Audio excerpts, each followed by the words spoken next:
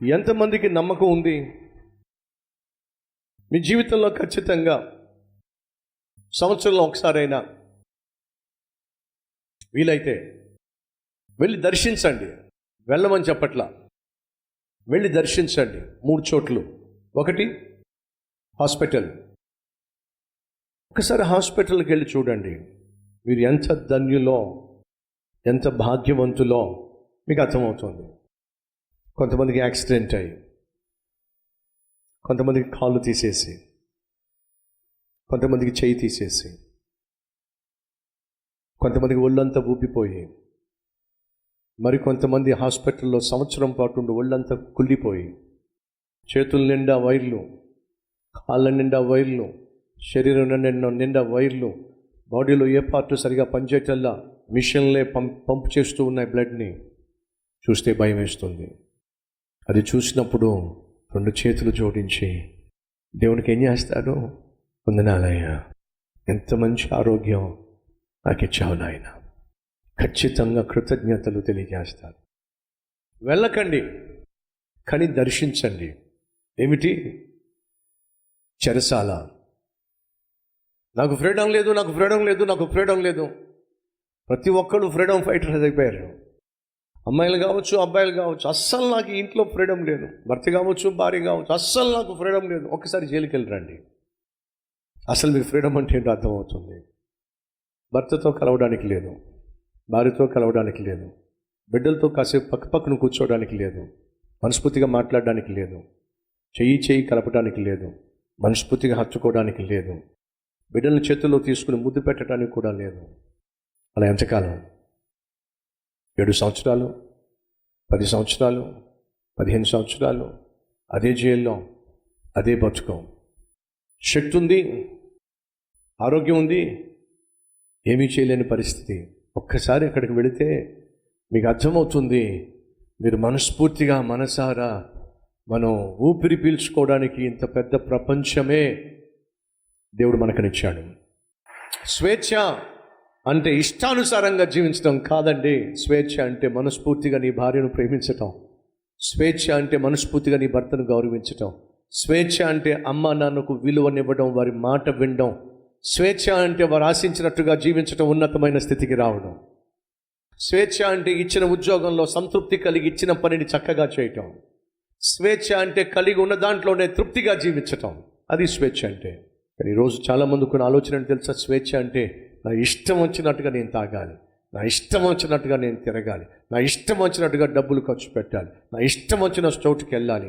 అలా ఇష్టం వచ్చినట్టుగా తాగి, ఇష్టం వచ్చినట్టుగా తిరిగి, ఇష్టం వచ్చినట్టుగా తగిలేసి అక్కడికి వెళ్ళి కూర్చున్నారు.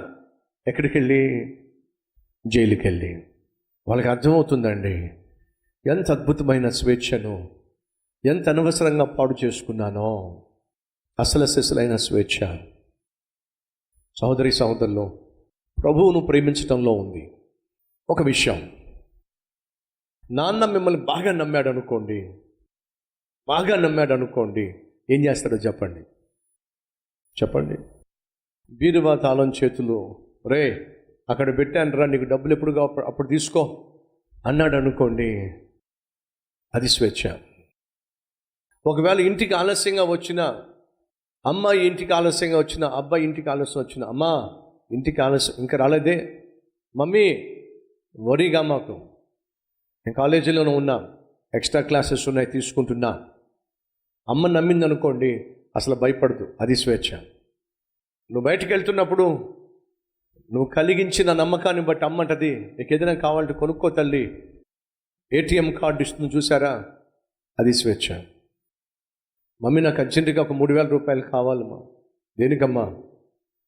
కాలేజీలో నేను చెల్లించాల్సి ఉంది, లేదా నా ఫ్రెండ్స్తో పాటు నేను బయటకు వెళ్తున్నాను, వాళ్ళు ఖర్చు పెడుతూ ఉంటే నేను తింటే బాగుంటుంది మమ్మీ, ఒక 2,000 నాకు ఇవ్వు. అలాగే తల్లి తీసుకెళ్ళు, అది స్వేచ్ఛ. అస్సలు సెస్సలైన స్వేచ్ఛ ఏంటో తెలుసా? ఇష్టానుసారంగా జీవించడంలో లేదు, అమ్మకు నాన్నకు ఇష్టానుసారంగా జీవించడంలోనే అసలు సెస్సలైన స్వేచ్ఛ ఉంది. అలాగే దేవుడు నన్ను నమ్మాడు అనుకోండి, అది అసలైన స్వేచ్ఛ. దేనికి భయపడాల్సిన అవసరం లేదు. 3, వీలైతే ఎవరైనా చనిపోయినప్పుడు ఇంటి దాకా వెళ్ళి ఆ ఇంటి వాళ్ళని పరామర్శించడం కాకుండా వాళ్ళతో పాటు సమాధుల దగ్గరికి వెళ్ళండి. ఒకసారి ఆ సమాధులను చూడండి, మీకు ఒక సత్యం అర్థం అవుతుంది. ఏమిటి? ఏమి సంపాదించినా, ఎంత సంపాదించినా ఒకరోజు రావాల్సింది ఇక్కడికే. ఒకసారి మీ ప్లేస్ మీరు చూసుకోండి. ఏదో సమాధుల తోటకు ఒకసారి వెళ్ళా, అక్కడ చక్కని వాక్యాలు రాస్తూ ఉంటారు. అది చూడడం నాకు ఇష్టం. ఒక్కొక్కటి చూస్తూ ఉన్నా ఇలా చూసా, భయం వేసింది. ఏమేసింది? నిజంగా భయం వేసింది. ఏముందో తెలుసా? నేడు నేను, రేపు నువ్వు అనుంది. అంటే అర్థం ఏమిటి? ఈరోజు నేను వచ్చా, రేపు నువ్వు వస్తావు. అది వాస్తవం. సహోదరులు, మీరు దేనికోసం ప్రాకులాడుతున్నారో, పరుగులు తీస్తున్నారో, ప్రయాసపడుతున్నారో, దాన్ని సాధించడానికి పాపం చేస్తున్నారో దయచేసి వినండి. ఒకరోజు నువ్వు ఖచ్చితంగా కూర్చొని ఏడుస్తావు. చిచ్చే, దానికోసం అలా ప్రయాసపడకుండా ఉండాలి. అతని కోసం అంతగా ప్రయాసపడకుండా ఉండాల్సింది. ఆమె కోసం అంతగా పరుగులు తీయకుండా ఉండాల్సింది. ఆ చదువులు తగలేసుకోకుండా ఉండాల్సింది. గొడవలు పెట్టుకోకుండా ఉండాల్సింది. విడిచిపెట్టకుండా ఉండాల్సింది. వేరు కాకుండా ఉండాల్సింది అని ఏడుస్తాం. ఎందుకని? ఈ జీవితం చాలా చాలా చిన్నది. ఈ జీవిత ప్రయాణం చాలా చిన్నది. ఈ చిన్న జీవిత ప్రయాణంలో ఎందుకు అంత పెద్ద గొడవలు చెప్పండి? ఎందుకు అంత పెద్ద మనస్పర్ధలు చెప్పండి? మనశ్శాంతిగా జీవించండి. వస్తూ ఏం పట్టరాలా, వెళ్తూ ఏం పట్టుకెళ్ళాం? ఇది ఒక్కటి జ్ఞాపకం పెట్టుకోండి. యోబు జీవితంలో ఘోరమైనటువంటి పరిస్థితి దాపరించింది. ఏంటో చెప్పండి? తనకున్న ఆస్తి పోయింది, అంతస్తు పోయింది, పశువులు పోయినాయి, సమస్తము కూలిపోయింది, కొడుకులు పోయారు, కూతుర్లు పోయారు, అందరూ వెళ్ళిపోయారు, అనాథగా మిగిలిపోయాడు. అటువంటి సమయంలో తనను ఆదరించింది, ధైర్యపరిచింది ఏంటో తెలుసా? ఒకే ఒక్క ఆలోచన. చెప్పండి ఏంటో? ఈ లోకానికి నేను దిగంబరిగానే వచ్చాను, దిగంబరిగానే ఈ లోకం నుంచి వెళ్తాను. ఏవి పట్టురాలా? ఏమీ పట్టుకెళ్ళను. ఈ ఒక్క ఆలోచన. Keep this in mind. ఏదైనా కష్టం వచ్చినప్పుడు, ఏదైనా సమస్య వచ్చినప్పుడు, ఏదైనా సాధించాలనుకుంది మీరు సాధించలేకపోయినప్పుడు, పొందాలనుకున్నది నువ్వు పొందుకోలేనప్పుడు, అందుకోవాలనుకుంది మీరు అందుకోలేనప్పుడు, నిరాశ నిస్పృహ మిమ్మల్ని ఆవరించినప్పుడు మీ మనసులోకి ఒక ఆలోచన రావాలి. ఏంటో తెలుసా? ఎంత తెగ టెన్షన్ పడిపోతున్నాను కానీ అసలు ఏం తెచ్చాను నేను? హలో, మీరు ఏమైనా తెచ్చారా?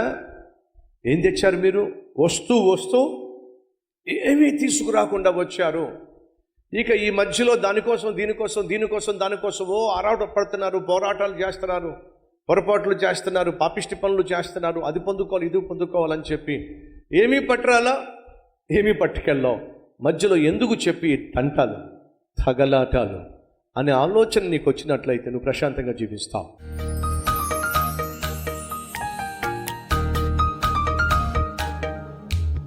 తల్లిదండ్రుల ప్రేమ నీడ వల్లే కరిగిపోతుంది. కన్న బిడ్డల ప్రేమ కరిగిపోతుంది. భార్య భర్తల మధ్య వికసించిన ప్రేమ పుష్పము ఒకరోజు వాడిపోయి రాలిపోతుంది. అని యేసుక్రీస్తు ప్రేమ కడవరకు నీతోనే ఉంటుంది. నువ్వు చనిపోయినా సరే నీతో పాటు వస్తుంది, పరలోకానికి చేరుస్తుంది. అది ఒక్క యేసు ప్రేమ మాత్రమే. మాకు, మా కుటుంబాలకు, మాకు, మా బిడ్డలకు, మాకు మేము కలిగి ఉన్న సమస్తానికి, మా సంఘానికి, సేవ అంతటికి నిత్యము నీ కాపుదల భద్రతను ఉంచండి. దుష్టుడు చేసే ప్రతి ఆలోచన లయపరిచి నాయనా మా జీవితాలు నీ యొక్క రెక్కల చాటున భద్రపరచబడి క్షేమంగా జీవించే కృపనివ్వమని యేసయ్య పేరట వేడుకుంటున్నాం తండ్రి. ఆమేన్.